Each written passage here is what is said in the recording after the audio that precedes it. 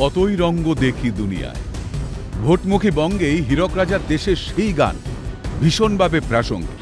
কোনো এক ধর্মীয় স্থানে প্রবেশের সময় একেবারে করকরে নোট বিলি করতে দেখা গেল পশ্চিম বর্ধমানের তৃণমূল জেলা সভাপতি তথা পাণ্ডবেশ্বরের তৃণমূল বিধায়ক নরেন্দ্রনাথ চক্রবর্তীকে।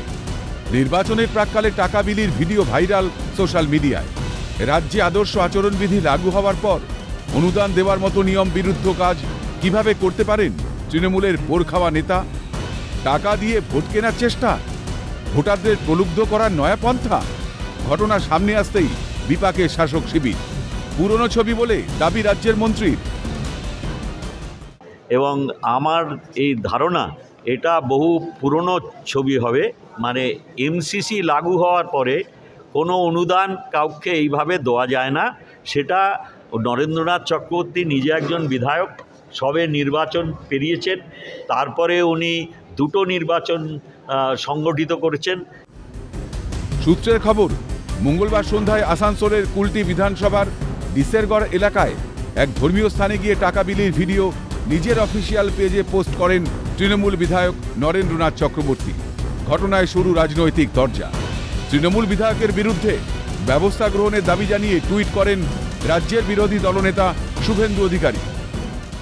বৈধ অপরাধমূলক কাজ আমরা যে স্তরে অভিযোগ করার দরকার নির্বাচন কমিশনের সেই স্তরে অভিযোগ করব। এই ধরনের লোকেরা সবসময় ভোটারদেরকে প্রভাবিত করে ভোট কেনার চেষ্টা করেন, এটা তার জ্বলন্ত উদাহরণ।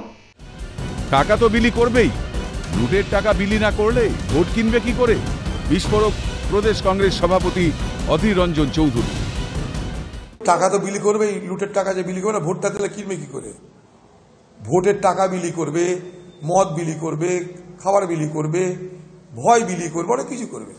মানুষের কাছে যাওয়ার মতন মুখ নেই তৃণমূলের, তাই টাকা দিয়ে, ভয় দেখিয়ে, প্রলোভন দেখিয়ে, লক্ষ্মীর ভান্ডার দেখিয়ে তাদেরকে ভোট নেওয়ার ব্যবস্থা করতে হবে। তৃণমূল কংগ্রেস বুঝে গেছে ভোটে তাদের অবস্থা খারাপ।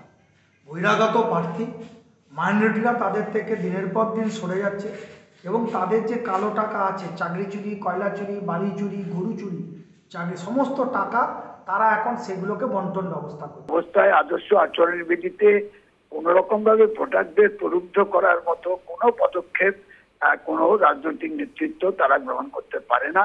এটাই হচ্ছে আদর্শ আচরণবিধি বা নির্বাচনী বিধির অন্যতম সত্য। স্বাভাবিকভাবেই এইগুলি অমান্য করলে তাদের বিরুদ্ধে কঠোর ব্যবস্থা গ্রহণ করা, এবং এই ব্যাপারে এখন সমস্ত দায়িত্ব হচ্ছে নির্বাচন কমিশনের।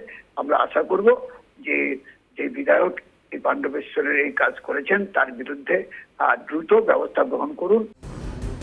শিক্ষক নিয়োগ থেকে প্রধানমন্ত্রী আবাস যোজনা, 100 দিনের কাজ থেকে রেশন দুর্নীতি, একাধিক অভিযোগে বিদ্ধ শাসক দল। তাছাড়া সন্দেশখালীর ঘটনায় তৃণমূলের দিকেই উঠেছে অভিযোগের আঙুল। সেসবের কি প্রভাব পড়তে পারে লোকসভা ভোটে? তাই অবস্থা বুঝে ব্যবস্থা, প্রশ্ন রাজনৈতিক মহলে। আসানসোল থেকে তৃণাঞ্জন চট্টোপাধ্যায়ের রিপোর্ট, ক্যালকাটা নিউজ।